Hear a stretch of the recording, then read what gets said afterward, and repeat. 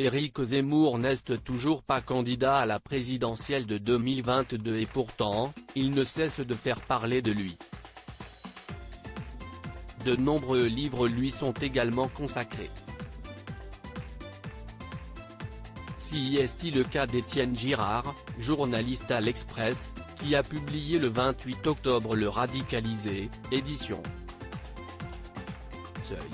L'ouvrage permet d'en savoir un peu plus sur le parcours et la trajectoire d'Éric Zemmour.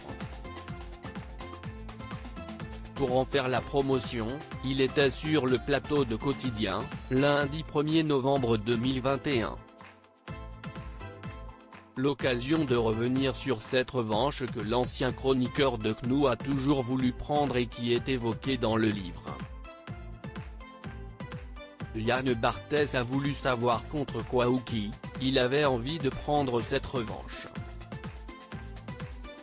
La période de bascule, je pense que si est science politique.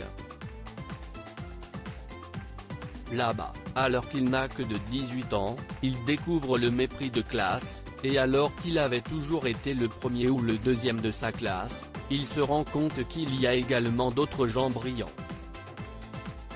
Parmi ces derniers, certains sont bien nés et le méprisent et le regardent de travers, a ainsi expliqué le journaliste avant de donner une anecdote sur son premier jour dans la célèbre école.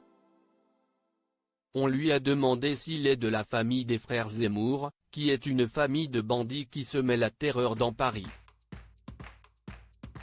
Donc il découvre qu'on le dédaigne un peu.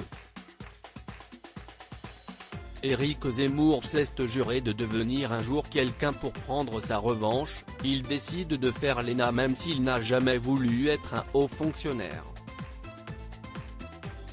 Il veut juste réussir l'ENA pour se venger mais l'élite le refuse et il tombe dans une forme de déprime pendant 4 années avant de devenir journaliste et de se jurer qu'il deviendra un jour quelqu'un et qu'il prendra sa revanche, a encore confié Étienne Girard.